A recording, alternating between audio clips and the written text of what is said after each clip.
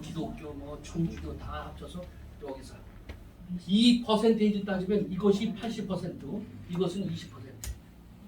왜 그럴까요? 국가에서 관리할 수 있는 불교 재산이 국가 재산하고 연결되어 있습니다. 그린벨트 안에 문화재가 있고, 문화재가 불교 사찰 안에 있고, 뭐 이런 것들 때문에 관리비를 같이 나눠 먹어야 되고, 그러다 보니까 다른 건 관리할 필요가 없어요. 각자 알아서 하니까. 그래서 이 불교가 그런 측면에서 한국에서 국가에서 제일 그 신경 쓰는 종교가 불교가 되겠습니다. 자, 군대에 가면은 국가에서 지정해준 군종 장교를 파견해주고, 그 다음에 군종병을 거기다 붙여주고, 그 다음에 그 안에서 자유롭게 종교 활동을 하는데 국가에서 정해준 것만 할 수 있어요.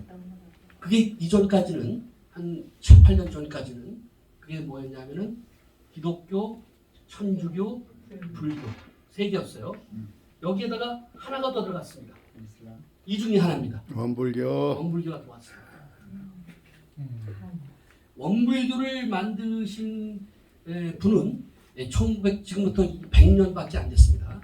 100년밖에 안 된 그 소태산 박중빈이라는 사람인데, 이걸 지금 원광대학을 만들고,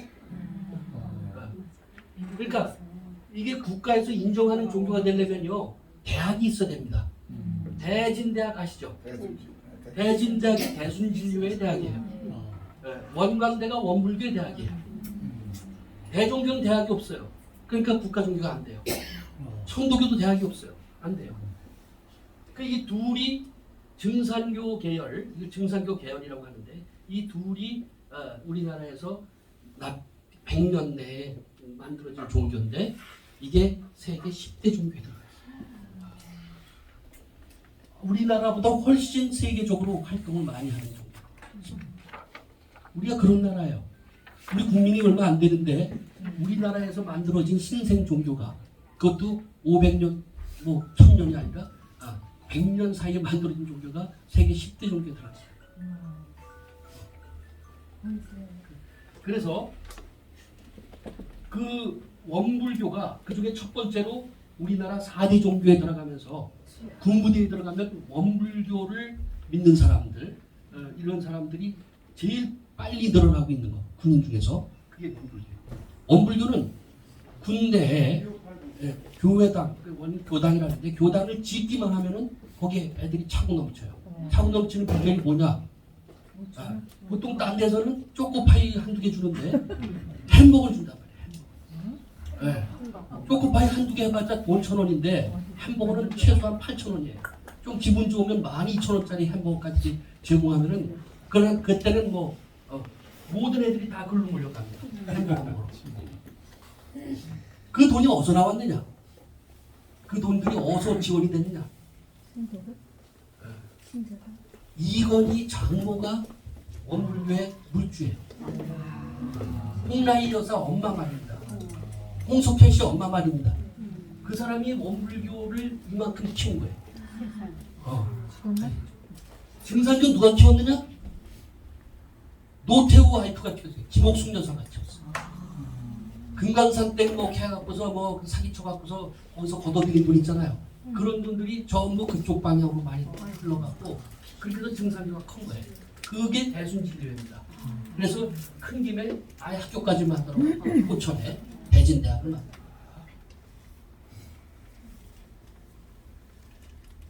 자, 오늘부터 강의 제 내용들은 종교 철학인데요. 이 두 가지 의미가 있습니다. 하나는 종교적인 색깔을 띤 철학의 종교적 영역에 대한 부분이고, 또 하나는 종교인데 종교를 철학이라고 분류하는 것. 동양 철학이 전부 종교입니다. 동양 철학에 여러분이 알고 있는, 지금 한국 종교 말고 여러분들이 알고 있는 동양 철학의 어떤 그 내용이 어떤 거가 있을까요? 뭐가 있어요? 우리 조선조 500년을 끌고 왔던 이념, 그 종교, 유교입니다. 또 불교, 또 힌두교, 도교. 도교, 하나만 더. 힌두교 계열은 불교랑 같이 이제 같이 볼 수 있어요. 왜 무속을 무교라고 부릅니다. 그냥 하나의 이념이 아니라 무교. 이렇게 해서 이 네 가지의 기둥이 이렇게 네 가지가 있으면은 이 네 가지 기둥에 지붕을 이렇게 세우는데 이 네 가지 기둥이 유교, 불교, 도교, 무교예요. 예. 동양 철학의 내용은 네 가지 철학인데 이거의 서양 철학과의 특징은 전부 교가 붙어요. 다 종교라는 뜻입니다.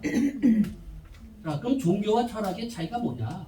서양 철학, 그럼 그냥 철학이라고 그러는데 뭐 칸트교, 뭐 플라톤교 이렇게 안 합니다. 근데 우리 이쪽은 다 교라는 말을 붙여요. 철학과 교의 종교의 근본적인 차이는 뭐냐? 보이지 않는 세계를 탐구한다는 겁니다. 철학에도 보이지 않는 세계를 탐구하는 게 있죠. 서양 철학은 크게 두 가지 흐름이 있습니다. 하나는 보이는 것을 탐구하는 경험론과 보이지 않는 것을 탐구하는 관념론이 있어요. 이 관념론의 시작자는 플라톤입니다.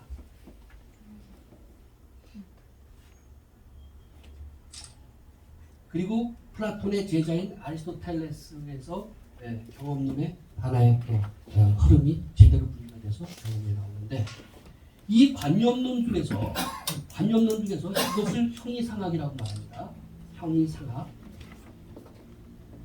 형이상학이란 형태 그 위에 있는 학문이다.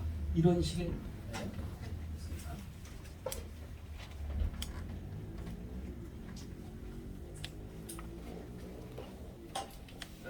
우리 몸에 보면은 얼굴이 있고요.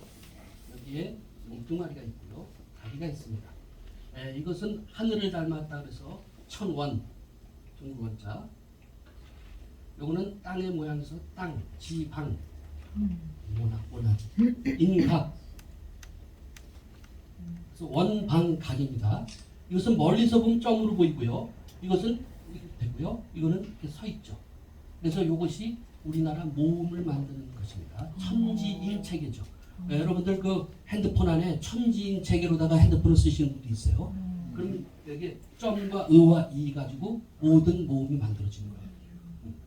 그래서 하늘 이 머리는 하늘을 닮고 둥글기 때문에 하늘을 향해서 우리의 생각과 영혼이 하늘을 향해서 경배하고 하늘을 향해서 가고 있는 것이다. 자, 이 말씀드리려고 하는 것은 얼굴에는 두 가지의 체계가 있어요. 코로 들어가는 것들과 입으로 들어가는 체계가 있고요. 그 다음에 몸에는 흉부와 가슴이죠. 흉부와 복부가 있습니다. 이 코로 들어가는 놈들은 흉부로 들어갑니다. 입으로 들어가는 것은 이렇게 해서 밖으로 그냥 빠져나갑니다. 여기에서 형이상학과 형이하학이 여기서 갈라집니다. 이 형이상학이라는 말에 형태죠. 이 말이 있잖아요. 상학, 형이. 근데 요 이자가 바로 여기를 말합니다. 이렇게 인중이 있고요. 그다음에 이거 영향이라고 이렇게 그래서 눈물이 나오면 여기로 흘러내리는 겁니다.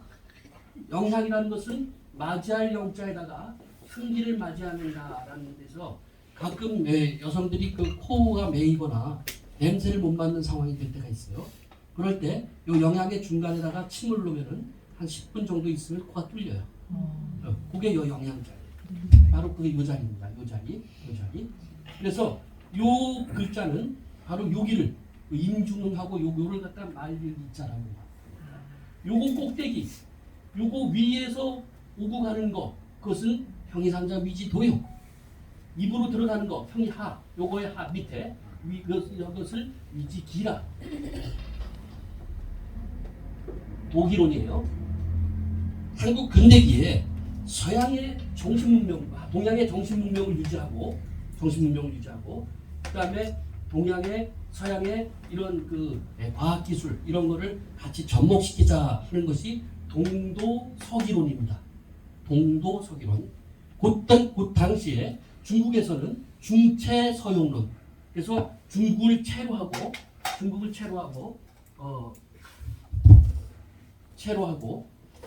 그다음에 서양을 용어로 하자.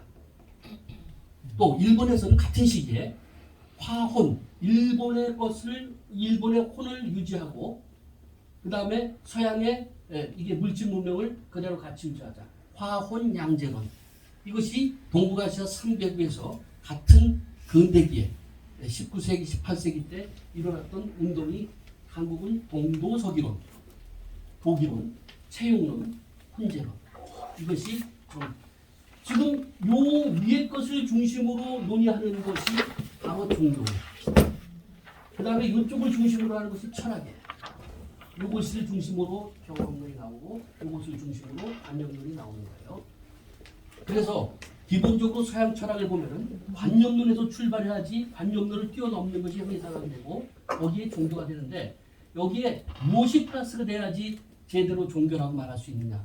그거를 이제 우리가 같이 논의해 봐야 되는 겁니다. 그래서 제가 앞으로 몇 번 하게 되는지 정확히 모르겠지만 수업하는 동안에 오늘은 사실 뭐를 할까 그렇게 생각하고 오다가 마침 신문이 나왔는데 신문에 제 시를 한 10편 좀 줘봤더니 그냥 계속 연재하고 계신데 그 시와 관련되어 있는 거를 오늘 얘기하겠다 하는 생각을 가졌습니다. 그 시와 관련된 게 뭐냐? 도교예요. 도교예요.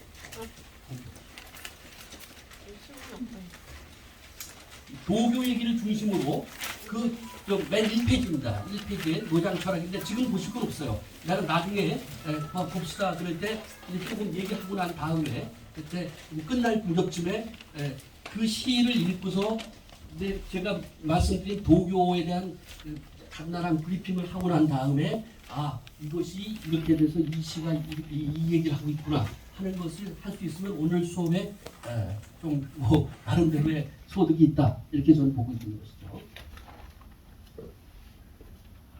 한국 사람들은요, 그가 갖고 있는 종교와 관계없이 이 네 개의 종교의 틀 속에서 그 집 속에서 살고 있어요. 예를 들어서 한국 사람들이 저 사람은 참 괜찮은 사람이야. 예의 바르고 반듯하고 한마디로 선비다워. 그거는 어떤 판단 기준일까요? 사람의 인격이라든가 예절 바르고 이런 사람을 판단할 때 그거는 어떤 종교의 기준일까요? 유교적인가? 그가 크리스찬이고 아니고 간에 그 판단에 그 사람의 됨됨이 예의 바르고 풍모가 있고 반듯하고 그 다음에 청렴결백하고 의리가 있고 이런 것들이 전부 유교적인 판단이죠. 제가 알고 있는 어떤 그 감리교의 그 아들이 장로인데 이분은 70쯤 넘어가고서 할 수 없이 이제 자녀들의 권유에 의해서 교회로 왔어요.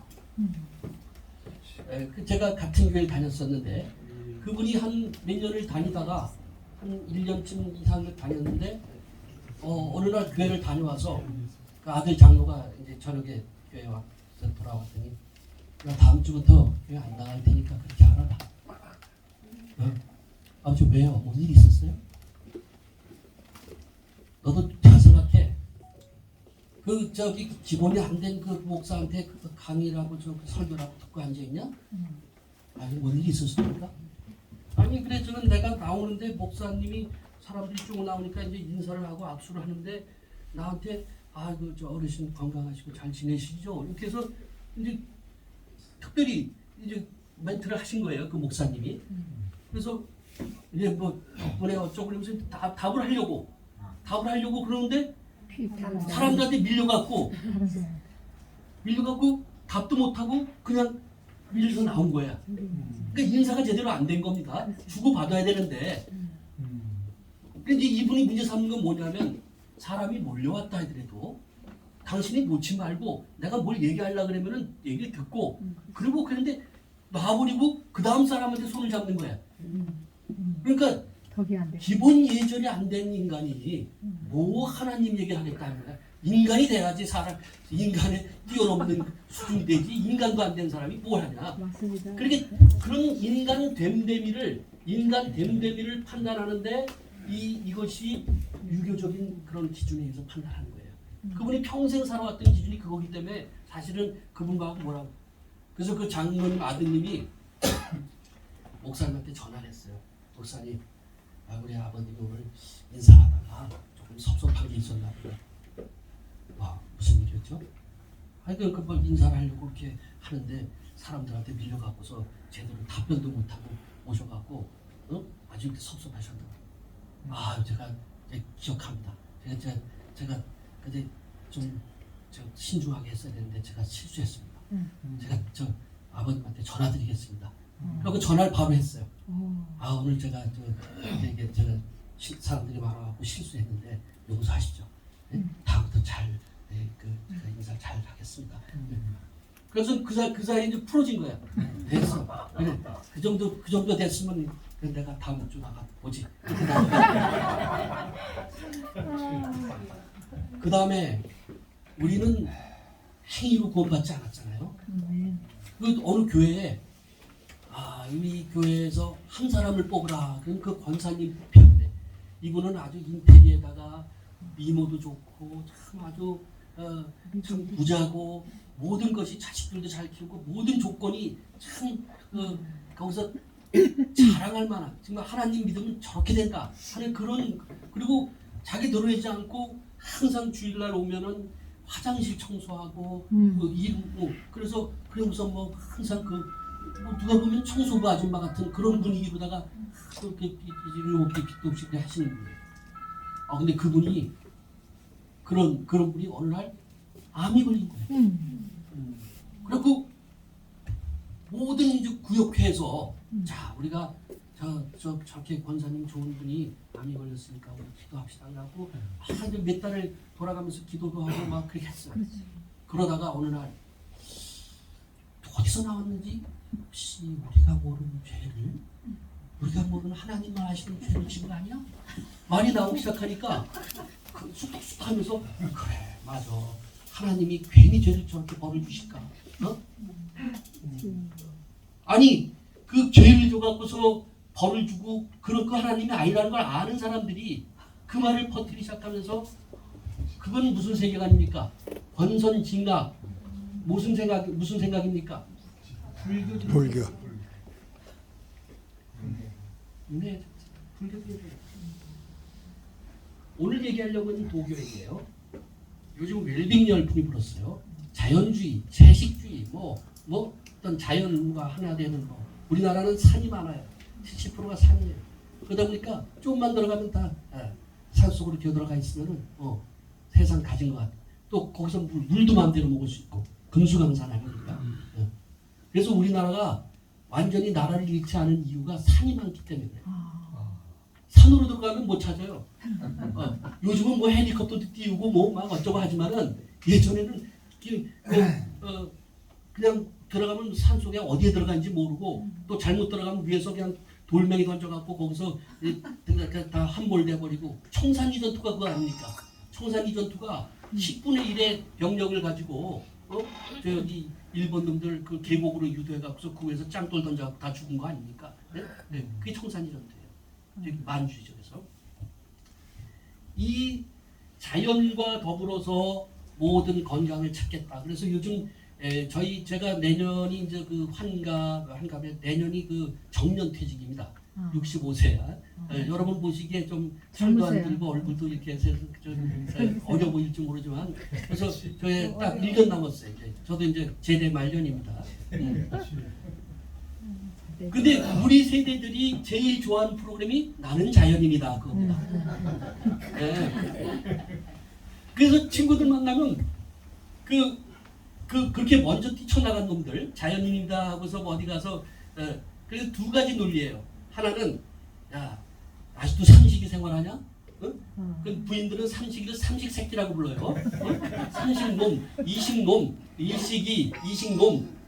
새끼를 처먹고 있냐? 너 눈치밥 그만 먹어야지. 야, 내가 벌어다 준 돈으로 내가 먹는데 너 그런 구세대적인 그런 사고 방식 가지고 너 아무래도 오래 못 살 것 같다.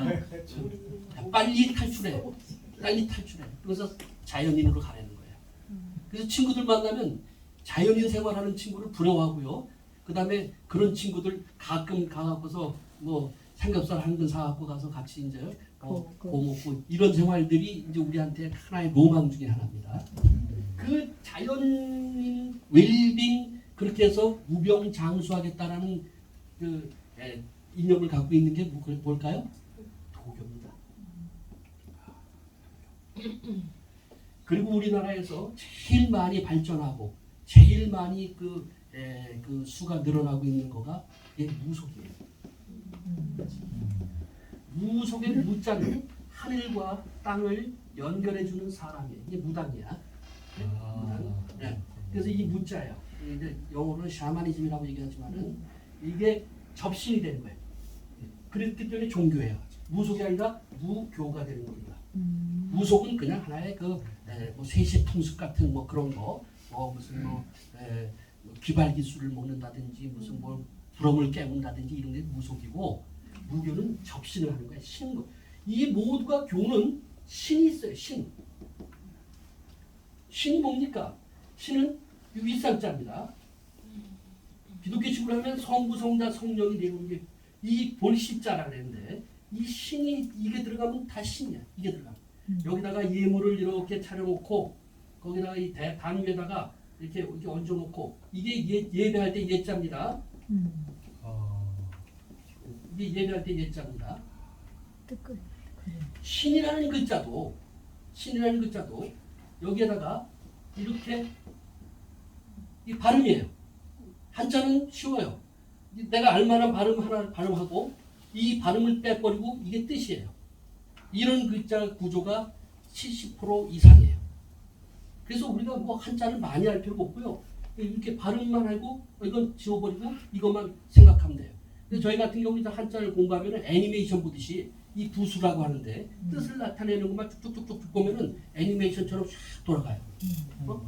그게 근데 이 한 글자가 보통 한자 한 글자, 중국어 한 글자가 우리 번역으로는 세 글자 번역을 줘요. 옛날에는 번역을 하고 그 번역된 글자를 세 갖고서 번역료를 줬는데 요즘은 원문이 천자다. 그러면 3천자 번역료를 무조건 더 많이 번역해도 관계없어요. 그냥 세 배.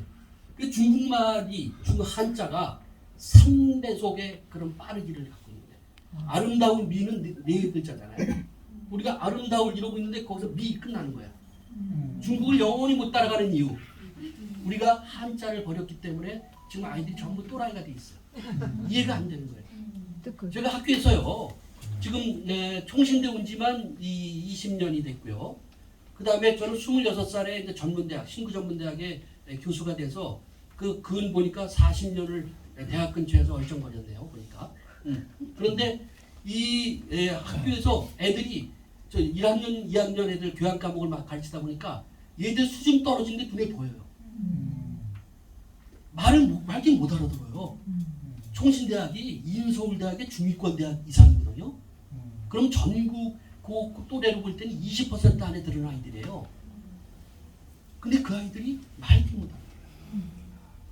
제가 수업을 하는데 지금 철학 교수가 철학과 관련된 거, 논리학, 윤리학 뭐 이런 거, 뭐 동양 철학, 서양 철학은 기본적으로 다 하는데 한국사, 서양 문화사, 글쓰기, 시쓰기, 시치료, 하여튼 닥친 대로 다 하는 거예요. 학교가 좀 작으니까 교양 선생들을 뽑을 수 없어갖고 제가 하는데 그 중에 한국사가 제일 인기 과목이에요. 제가 누구 한 놈도 교수님 강의가 좀 이상한데 전공이 뭐예요? 물어본 놈이 없어요. 대학이에요. 대학에서 철학 교수가 한국사를 이거 중고등학교도 아니고 강의한다는 거예요. 강의 내용이 뭔지 압니까? 모르니까. 전부 한자 설명이에요. 모든 용어들 여기서 좀 한자 아니고 뭐 있어요? 한자 아니고 하나도 없죠. 그러니까 이거 한글로 써놓으면 이 정산교인데 정산이 뭐야? 원불교인데 불교인데 원래 불교냐? 이런 거죠. 이 정도 크니까 얘들이 이런 문제가 된 거야. 얘들이 원불교가 이게 원이 이 원자에 둥글원자, 네? 둥글원 월. 걔들이 이거 하나 이렇게 해놓잖아요. 그러니까 원 부디즘이라고 영어로 해놨는데 원 부디즘을 그러면 사람들이 볼 때 아 부디즘의 일종이구나 이렇게 보고 있는 거예요.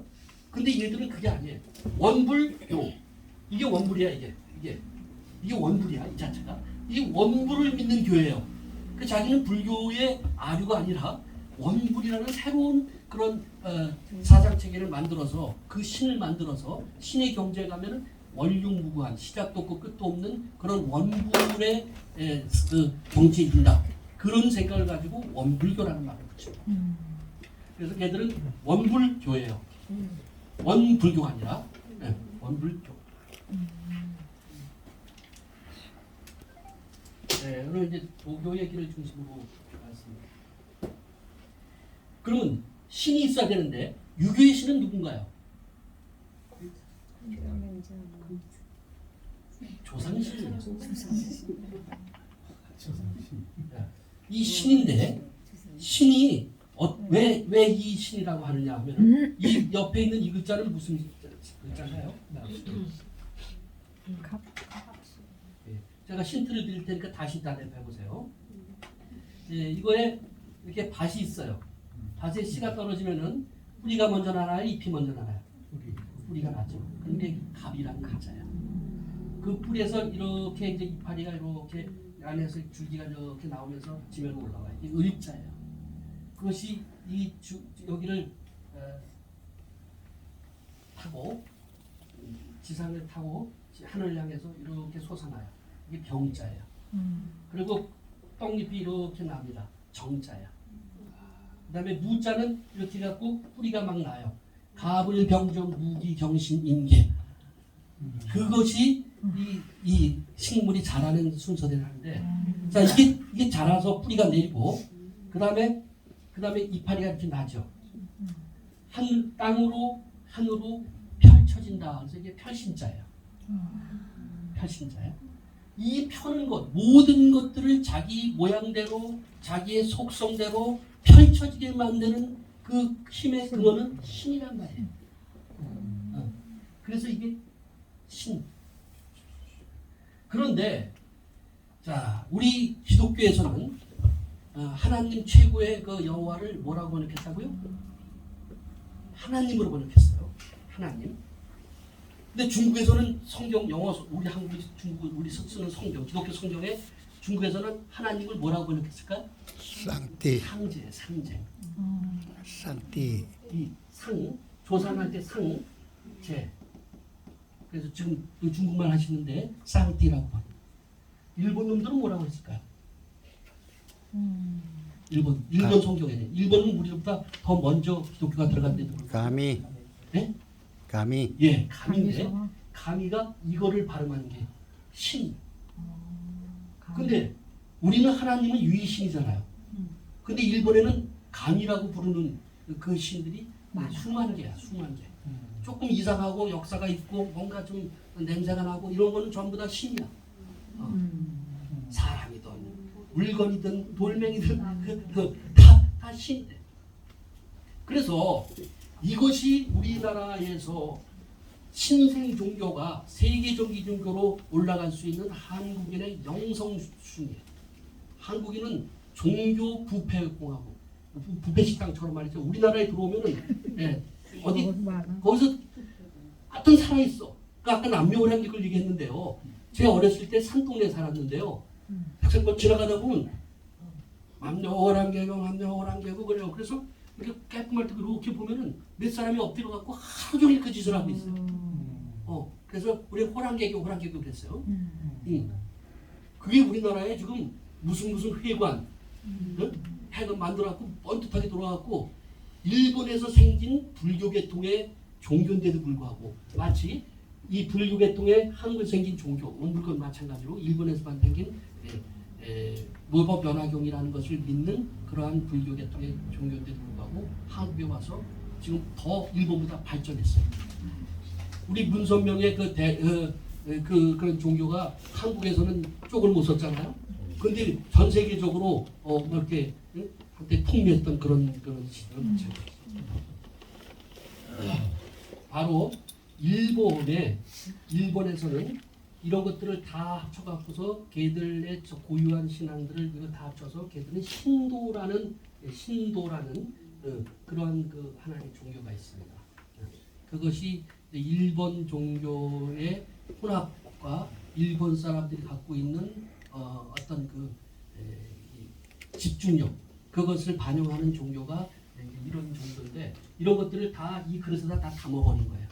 그리고 보면은 나중에 우리가 뭐 잡탕찌개를 만들었다 그러면은 이제 잡탕을 만들어 놓고 난 다음에 나는 이 중에서 해물이 더 좋아. 그럼 해물만 빼먹는 사람, 나는 여기에서 두부가 좋아. 두부만 빼먹는 사람이 있는 것처럼 얘들은 일단 잡탕을 만들어 놓고, 그러니까 거기에 들어가면은 그게 수준이 완전히 잡탕으로 들어가는 거예요. 자, 일본 사람하고 중국 사람하고 한국 사람이 셋이 이렇게 앉아 있는데 하나님이 자, 이 아시아의 이 거점을 어디다 둬야 될까 고민하다가 셋이서 마침 도란도란 얘기하니까 탁 나타난 거예요. 내가 누구게 그랬어요. 근데 문도 안 열렸는데 갑자기 탁 나타나니까 또 영험하게 생기셨어요.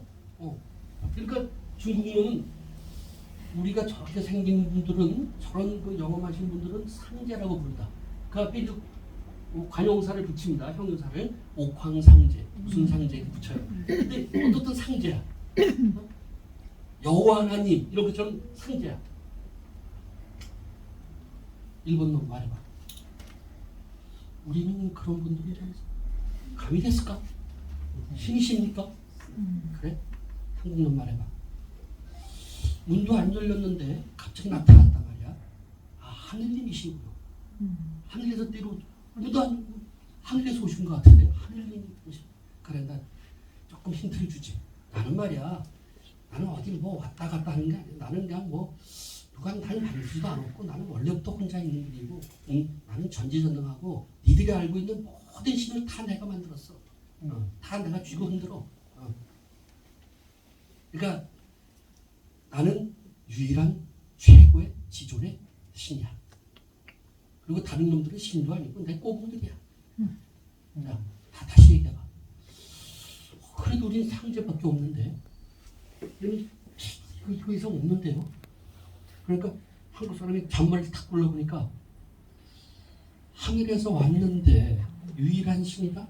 아, 하나님이시구나. 하나님이시군요. 야, 자식 이거 똑똑하네. 너 한국 사람들 좀 성격은 안 좋지만, 그다음에 쪽수로 따져도 제일 밀리고, 그렇지만 또 경제력으로 따지면 일본 놈들을 선택하고 싶고, 또 그 쪽수로 보면은 중국 놈들 선택하고 싶지만, 저 자식은 딱 보는 눈이 있네 벌써. 영안이 벌써 딱 열렸고, 두 번 만에 바로 정답을 맞히네. 너 앞으로 내 꼬붕해라. 그래서 한국 사람들이 뽑히지 않았는가? 제 생각이 그렇습니다. 어떠십니까? 아, 일리가 있지 않아요? 네. 자, 그런데 여기 중에서 불교는 인도에서 와갖고 중국화된 것을 우리가 받아들인 거예요. 한자로 다 바뀌었어요, 이름이. 그리고 유교와 도교는 중국에서 출생한 거예요. 그 다음에 무교는 우리 중앙아시아, 우리 몽골리안이라고 하는 그 몽골리안 루트 그쪽 중앙아시아 쪽에서 유목민들이 제일 그 중심으로 섬기고 있는 것이 무교예요. 샤머니즘이에요. 그래서 단군을 탱글, 무당인데 탱글이라는 말이, 그 단군이 탱글에서 나왔다라는 설도 있어요. 단군이라는. 그래서 그쪽 중앙아시아 쪽에 어떤 그 무속적인 그러한 그 종교적인 집단이 한 3,000명이 어떻게 밀려갖고 동쪽으로 와갖고 어디에선가 우리나라의 단군 왕조를 만들었다라고 하는 설이 있을 정도입니다. 되게 이제 그 무교예요. 그래서 여러분들은 지금 이제 신학 공부를 해서 하나님의 그 제자로서의 좋은 것에 삶을 사시겠다는 그런 분들이신데 이런 것을 이단 종교라고 하지 않고 이방 종교라고 해요. 이방 종교. 방향이 다른 거예요. 이단 종교는 끝이 다른 거예요. 이 끝단자입니다. 4단 7종론 들어보셨을 거예요. 4단이라고 하는 건 예지를 말하는데 인의예지 그거는 유교의 영성적인 내용을 4단으로 본 거예요. 인의예지로. 그래서 제가 다음번에 뭐 언제가 될지 모르지만 그 유교 공부를 해야 됩니다. 유교 공부해서 유교에서 쓰는 용어들을 우리가 기독교적으로 소화할 수 있을 겁니다. 오늘은 도교 얘기를 중심으로 하는데 이 시가 노자의 속삭임이라는 시입니다. 노자가 도교의 철학적인 기반을 노자가 만들었다는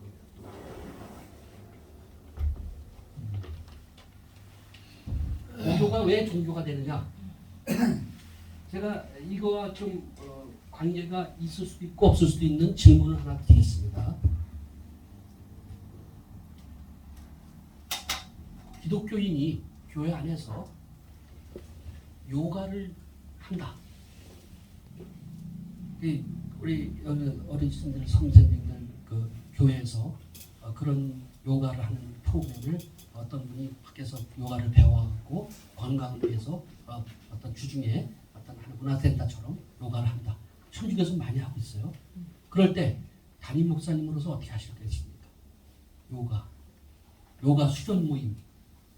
네. 자,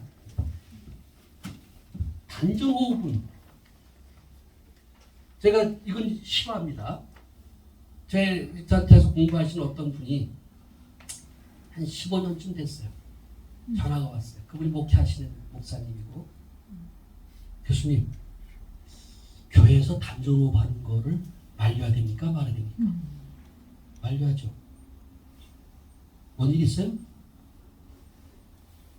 우리 교회에 원로 장로님들이 한 20여 명 되는데요. 그 중에 한 분이 평생을 밖에서 단전호흡을 하시는 거예요. 그분이 수석 장로도 하시고 그랬는데 그분이 장로님들 뭐 주중에 뭐 어디 갈 데도 없고 그런데 매일 여기 와서 그 단전호흡 오전에 하고 한 2시간 하고 점심 먹고 그래 합시다. 그래서 20여 명의 장로님들이 원로 장로님들이 전부 와서 기도실에서 이러고 단전호흡을 하고 앉아 있는 거예요. 한 1년 가까이 됐는데 안수집사 그룹에서 말이 나기 시작한 거야. 저분들 새벽 기도도 안 나오면서 매일같이 단전호흡은 빠지지 않고 앉아 있는데 목사님 어떻게 생각하십니까? 옳다고 생각합니까? 자, 그 교회 목사님이 되셨어요. 요가가 아닙니다. 요가는 어느 종교의 그 수련법입니까? 힌두교입니다. 힌두교. 수련법이 무슨 수련한다는 겁니까? 종교에서 수련한다는 게 뭐예요? 신과 만난다는 거예요. 그냥 그걸 만나기 위해서 약간 좀 준비를 하는 그런 걸 갖고서 우리는 요가라고 착각하기 쉬운데 스트레칭 수준을 요가라고 생각하는데 단전호흡도 마찬가지 개념입니다. 단전호흡. 아니 노래를 부르거나 뭐 할 때 다 단전호흡을 하고 뭐 단전을 갖고 뭐 운동할 때도 단전을 하고서 심호흡을 하고 무슨 배에다가 뭐 하고서 뭐 그거 다 단전호흡의 효과인데 그걸 가지고 뭐 너무 확대해서 이렇게 침수봉대 하십니까? 그렇게 나올 수 있죠.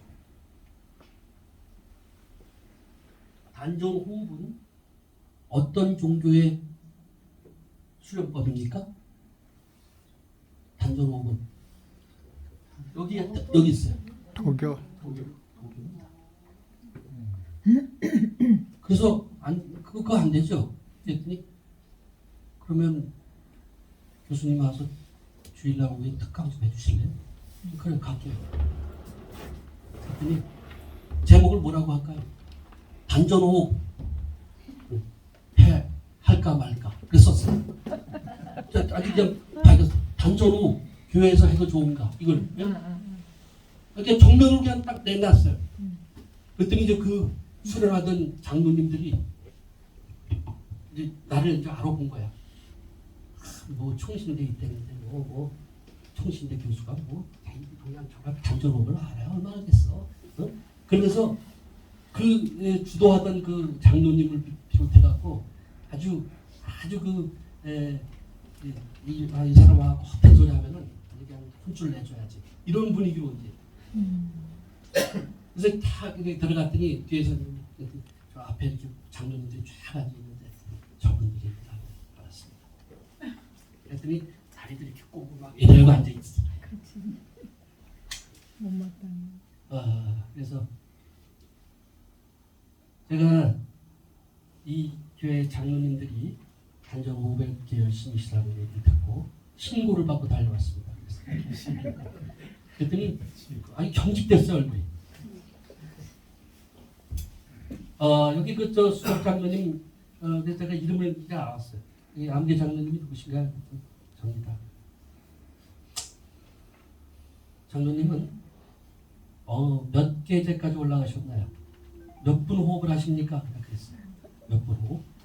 호가 내숨입니까? 흡이 내숨입니까? 호하면서 내수잖아요. 내숨이지. 네, 호가 내숨이에요. 내숨, 호, 들숨, 흡. 네. 호흡이라고 하는 건 내쉬고 들이쉬는 것을 한 호흡이라고 말합니다. 한 호흡을 몇 분 동안 하시냐고 묻는 거예요. 보통 우리가 하면은 2초, 3초 하죠. 호흡, 흡. 그리고 2초, 3초입니다. 근데 조금 하루 3시간 정도씩 1년 정도 하면은 3분 호흡을 하는 겁니다. 1분 30초 내쉬고 1분 30초 들이쉬어요. 그 경지에 가면은 그 다음에는 교가 보여요. 교가. 신이 보인단 말이에요. 그래서 몇 분 호흡하십니까? 제가 이제 그렇지 않고 몇 개제 가셨나요? 그랬어요. 그때 벌써 전문용을 딱 쓰니까 그분이 뭐 꼬리를 탁 내리시더라고요. 뭐 계좌라고 할 것도 없고요. 그냥 조금 합니다. 그러는 거예요. 그럼 몇 분 호흡하십니까? 뭐 제가 잘할 때는 한 1분까지 했었어요. 뭐 이러시더라고요. 우학도인 아시죠? 네, 그랬어요. 우학도인 아시죠? 압니다. 제가 우학도인 제자입니다. 그랬어요. 그랬더니 똑바로 앉더라고요. 우학도인 제자입니다. 우학도인이 누구냐면요. 권태훈이라는 사람이에요. 대종교의 교주입니다. 그분이 내가 26살 때 그분이 89세 때 그분을 그 선배들한테 이제 저는 뭣도 모르고 끌려간 거예요. 선배들이 너도 와봐라. 이 권태훈이라는 사람이 세 가지 측면에서 주목할 사람이에요. 첫 번째는 독립운동을 했어요. 이 권태훈이 친삼촌이 권중현입니다. 을사오족 중에 한 사람이에요. 농림부 장관했던 권중현이가 권태훈이의 삼촌이었어요. 그 을사오족 중에 하나에서 권태훈이 자기 삼촌을 죽이려고 암살하려고 하다가 실패하는 바람에 만주로 도망을 갔어요. 네? 그래서 그 첫 번째는 독립운동적인 그러한 활동에 관심을 가졌고요. 두 번째는 이분이 한의사예요. 그래서 독립운동을 하면서 거기서 가장 많은 해부를 해본 사람이에요. 양의학적인 해부학까지를 갈통한 사람이에요. 그래서 한의학의 이론이 달라요. 한의학에서도 많은 그 한의사들이 현직 한의사들이 이분한테 와서 공부를 해요. 그다음에 세 번째는 민약, 이 신약이라고 그러는데 민약 인산 주겸할 때 그 인산 선생이 그 사람도 한의사인데 그 사람이 민약, 신약 이런 민간요법 그런 데서 나오는 좋은 것들 이런 것들을 잘한 사람이에요. 그런 쪽에 굉장히 많은 노하우가 있어요. 나는 그 중에서 이게 관심이 있었어요. 제 전공이 근대 쪽이기 때문에 일제 시대로 접어드는 그 시기에 이쪽 종교 운동들이기 때문에 다 그쪽에 관심이 많았던 거예요. 이 독립운동했던 사람들의 한 절반 이상은 대종교 사람들이에요. 이거는 단군교입니다. 단군을 숭배하는 종교야. 그래서 단군교라는 이름도 있고 하여튼 그러나 지금은 일반화된 종교 이름은 대종교죠.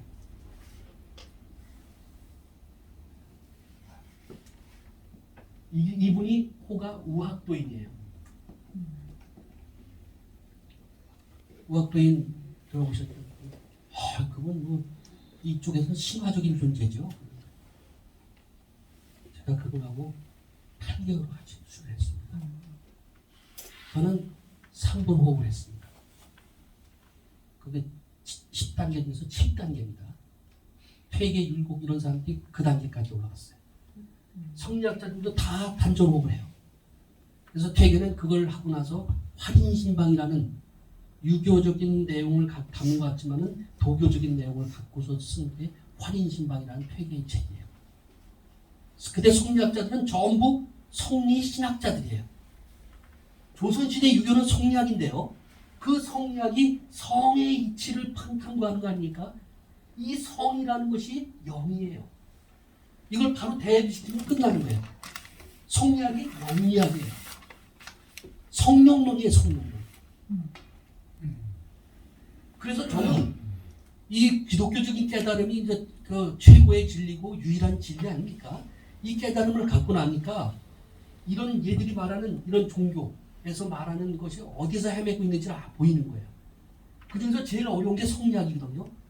그 후배들 성대 동양철학과 우리 후배들하고 이제 스타디를 합니다. 성리대전, 주자대전 이런 걸 갖다 놓고 스타디를 쫙 하는데 저보다 한문을 잘하는 대부분 다 저보다 잘하는 애들이에요. 영리한 애들이에요. 다 하다가 어느 구절을 설명을 못하는 거예요. 해석을. 이게 앞에서 띄어야 되나 뒤에서 띄어야 되나 이걸 동사로 설명해야 되나 명사로 설명해야 되나 그 한문은 그게 아주 어려워요. 그래서 헤매요. 나는 전혀 모르겠어요. 근데 이렇게 봐요. 그러다가 얘기들 막 오고 가는 중에 보면 내가 탁 깨달음이 와요. 아, 이건 이거구나. 그럼 얘들이 헤매다가 형님은 어떻게 생각하세요? 그래. 난 그때 이제 깨달음이 왔거든. 기독교를 깨닫고 나면요, 얘들 장난하는 게 다 보인단 말이에요. 서양 철학 애들이 기어다니는 게 다 보여요. 그래서 이렇게 보는 게 어떨까? 딱 얘기하면 그냥 정답이야. 박수 치고 끝나. 그런 직관력, 그런 영성이 우리한테 있는 거예요. 지적인 혼내 어떤 지적인 능력 같은 건 걔들보다 떨어지지만 그러나 지의 영적인 영역이 직관이에요. 직관. 직관. 의의 지정이 돼서 의의 영적인 영역이 양심이고요. 정의 영적인 영역이 영적 감수성을 갖고 영감입니다. 그래서 직관과 양심과 영감 이 세 가지가 영적인 영역인데 이들이 수련하는 것 단전호흡을 통해서 얻고자 하는 것이 영적인 경지입니다. 그 영적인 경지에 들어가야지 그 코드를 맞춰놔야지 신이 와서 응답을 하는 거예요. 그냥 아무것도 아닌 나가서 와서 자꾸 문 두드리고 너 가서 저 우유 좀 더 먹고 와. 이러는데 딱 가서 뭔가 사인이 달라. 되게 이거 하는 사람들은요 목소리만 들어도 너 뭐 어디 가서 좀 뭐 좀 고치고 와라 이렇게 딱 목소리 딱 듣고서 도사님 계십니까? 그러면 왜 왔어? 한수 배우러 왔습니다. 가서 간 좀 관리하고 와. 이런다. 목소리만 들어도 간이 나쁘다, 배가 나쁘다 이런 것들을 다 판단하는 거예요. 간이 나쁜 사람들은 간이 좋은 사람들은 나무 소리가 납니다. 둔탁하고 다소 부드러운 소리가 납니다. 간이 폐가 나쁜 사람들은 쇠소리가 납니다. 쨍쨍쨍쨍. 그래서 그 어르신들 이제 뭐 남자분들 전립선도 있고 막 이러신 분들은 보면은 목소리가 애기들처럼 쨍쨍쨍쨍 소리가 나죠. 그 남자분들 그런 것들이 벌써 폐가 나쁘신 분들이죠. 이 소리에 대한 것도 이제 한번 얘기할 기회가 있을 겁니다.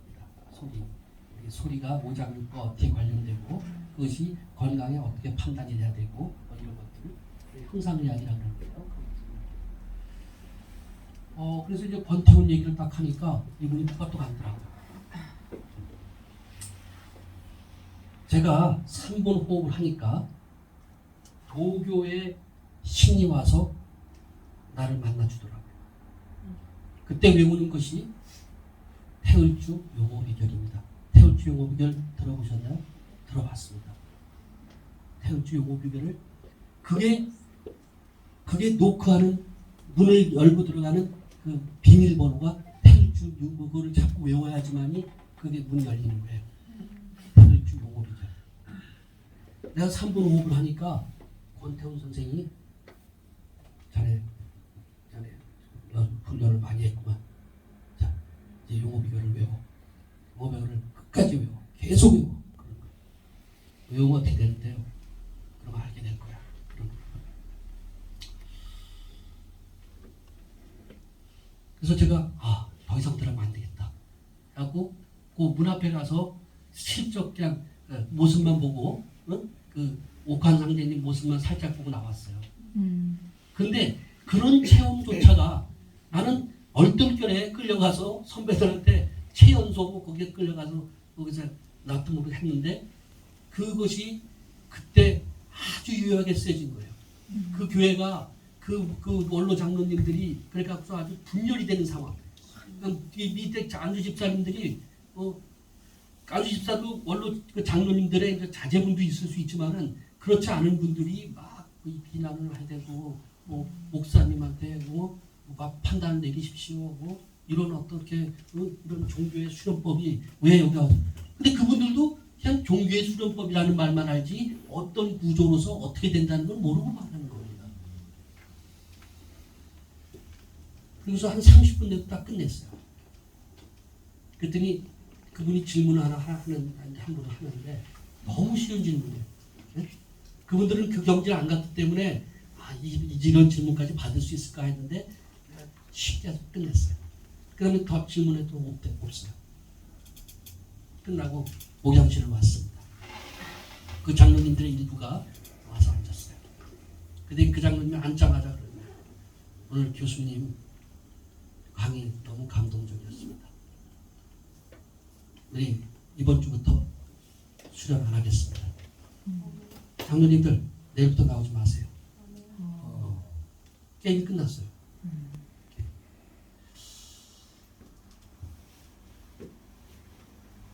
증산교 여기도 내가 또 가서 또 했던 건 기회가 되면 또 얘기하는데 증산교 대순진리를 만든 사람이 1964년에 박한경이라는 사람이 중곡동 그 골짜기에다가 본부를 만들었어요.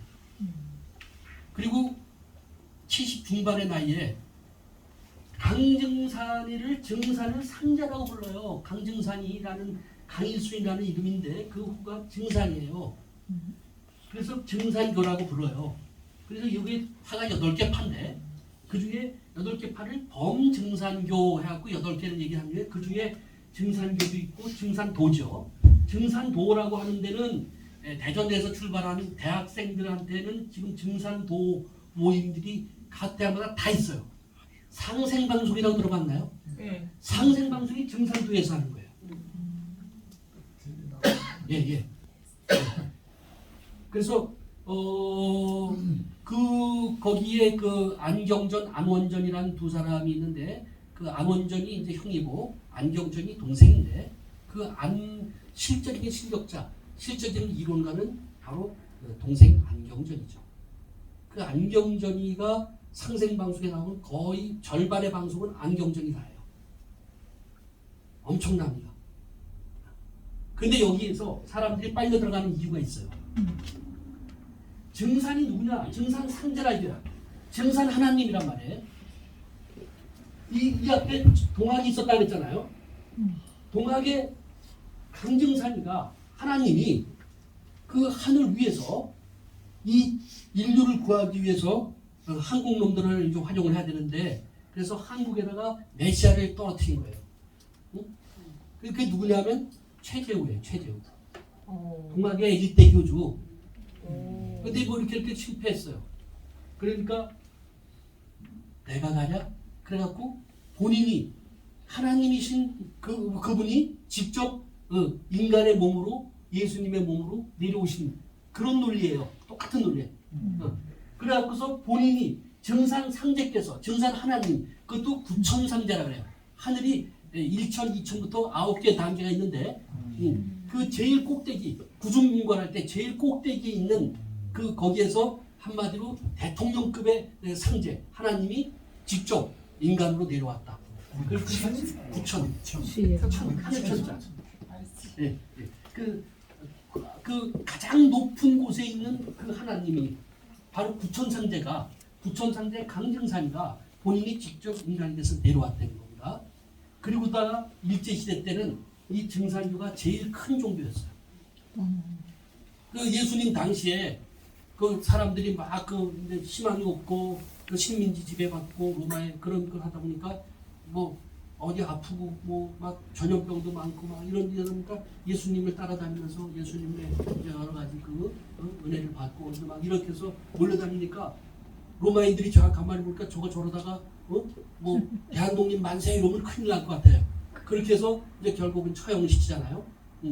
바로 일제시대 때도 강진산이가 그런 상황이었어요.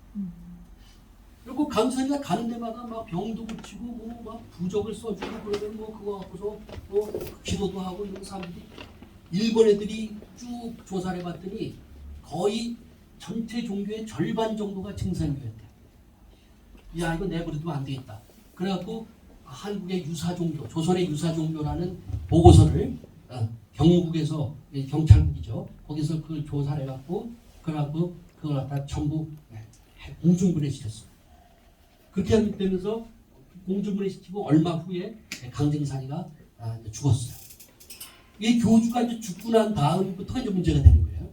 그래서 그 이후에 이 언더그라운드에서 활동을 하면서 전부 활동을 하다가 해방이 되면서 두더지들 기어나오듯이 막 기어나온 거예요. 기어나와갖고 강증산 상제께서 하늘로 가시면서 나한테 주신 게 있어. 응? 네. 그 주신 게 있는데 그거를 나만 갖고 있어. 근데 그런 놈이 여덟 놈이 나오는 거야. 네? 아니야, 내가 갖고 있어 이놈아.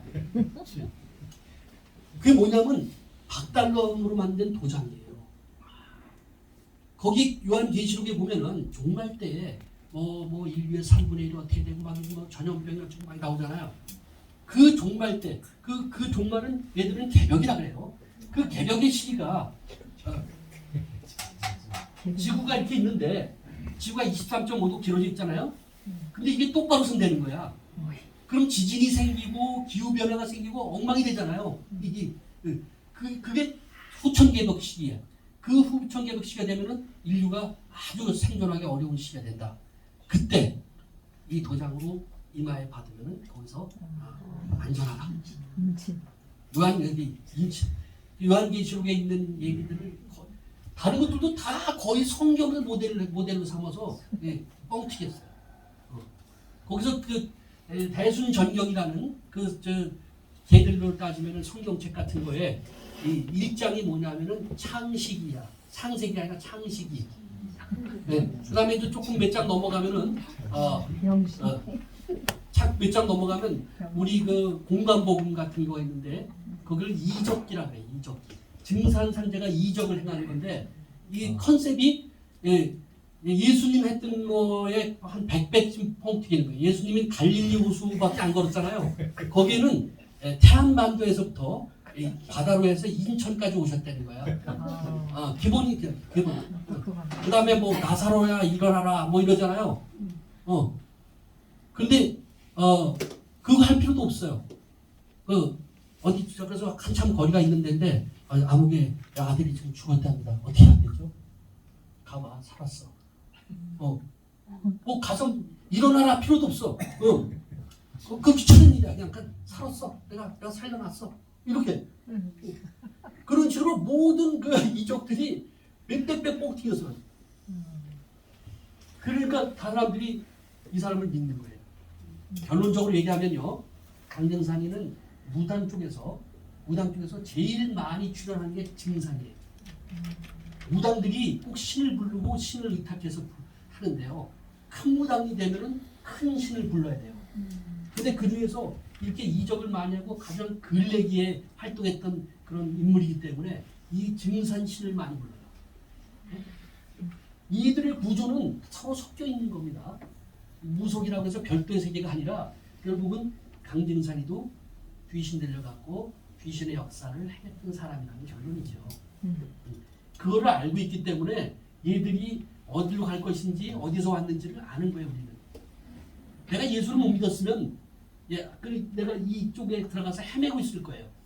지금쯤 아마 증산 연구해갖고 증산교 이 대순진리의 대진대학에서 저를 교수로 초빙을 했어요. 대순종합과에서.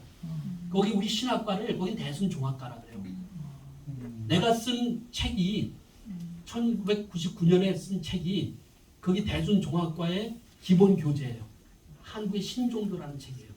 근데 그게 그 개교단에서 내 거를 선택하는 이유가 뭐냐면은 대순진리와 증산도에서 쓰고 있는 크게 두 흐름인데 파는 8개 파가 있지만 두 흐름인데 둘이서 쓰고 있는 그 성경이 달라요.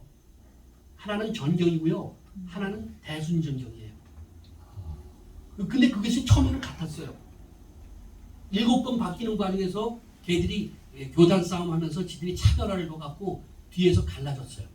그래서 마치 우리도 천주교에 성경책이 있고 그런 우리가 쓴 책이 있고 번역이 좀 다르잖아요. 또 우리한테 없는 거가 천주교에는 어떤 성경의 부분이 있어요. 예? 그런 것처럼 그거보다도 더 다르게 번역돼서 나온 것이 이 두 파. 이 두 파가 8개 중에서 제일 압도적인 파죠. 자, 가만 있어. 그냥 분위기 좋은데 좀 해석 좀 빨리 끝나는 쪽으로 하겠습니다. 네? 오늘 뭐 시간을 충분히 주셔갖고 저는 시간 주면 그냥 마냥하는 사람이에요. 그래서 여러분이 지루하다는 표현도 하시고요. 하시는데 지루하신 분 없죠? 네. 이게 눈빛을 보니까. 네. 그럼 얘기하다가 너무 궁금해서 저는 못 참겠다 그런 거 있으면 그냥 막 즉각 질문하세요. 다른 분들 위해서도 여러분이 갖고 있는 그 의문증이 공감대가 있을 수 있으니까요. 그럼 지금 막간을 예. 이용해서 예. 아까 성리학 말씀하시면서 그 성은 영이다. 그래서 그걸 성령론으로 연결시키셨거든요. 예. 그럼 어떻게 그게 성을 영으로 보시는지 예. 그거 좀 설명해 그 배경 설명이 복잡하니까 제가 오늘은 도교 얘기를 할 거고요. 다음에 유교를 아주 좀 한 두 번에 걸쳐서 해야 될 것 같아요. 하나는 우리가 알고 있는 원시 유교라고 하는 근본 유교라고 하는 거가 공자 맹자 유교고요. 그걸 송나라 때 한번 이 뻥튀기 한 것이 이 신유교입니다. 신유교가 바로 성리학입니다. 그러니까 기본적으로 원시 유교, 공맹 유교를 알아야 되고요. 그것이 어떻게 개조가 됐는지, 어떻게 리폼이 됐는지를 알아야지 그게 성리학이고 우리 조선시대의 유학은 다 성리학이에요. 100%. 성리학도 두 가지 흐름이 있어요. 주자학과 양명학이 다 성리학이에요. 그래서 주자와 양명이 설명하는 그 성에 관한 이론이 달라요. 성리학이 바로 성에 관한 이치를 탐구하는 게 아닙니까? 그러니까 그게 간단히 설명될 수 있는 게 아니다.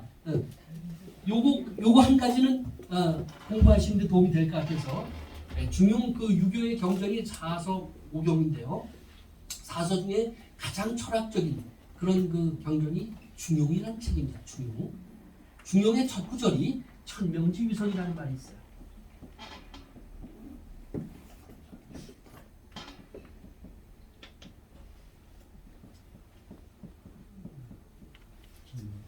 천명지 위성.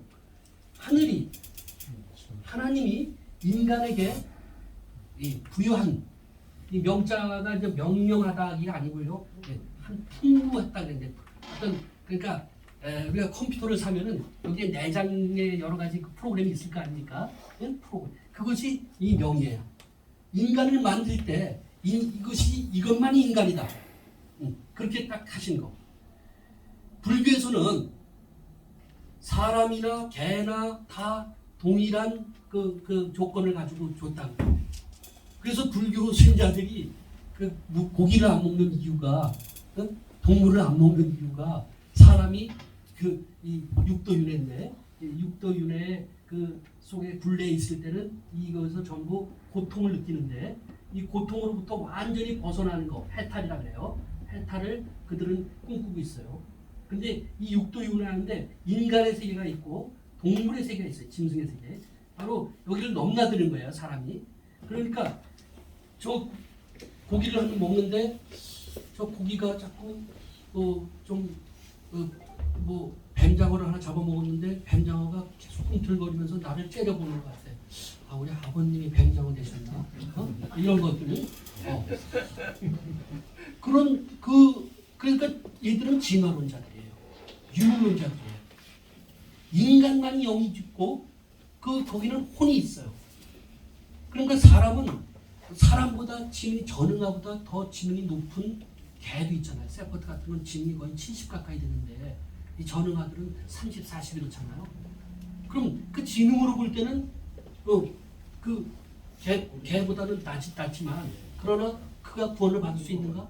영이기 때문에 그는 사람이기 때문에 지능이 낮더라도 영성이 높기 때문에 그는 구원을 받는 거지 않습니까? 그런 논리를 바로 하늘이 인간에게 풍부한 것을 일러서 성이라고 하고 그 성을 따르는 것을 도라고 하고 솔성지위도 그것을 수전하는 것을 수도지위교라고 한다. 여기서 종교가 나오는 거예요. 그래서 이 시스템이 성도교야. 그래서 오늘은 이거와 관련된 얘기는 아닙니다만요. 도에 관한 얘기, 도교니까 도에 관한 얘기를 중심으로 말씀드리겠습니다. 아무래도 물도 한번 먹어야 되니까 딱 3분만 쉬겠습니다. 네, 알겠습니다.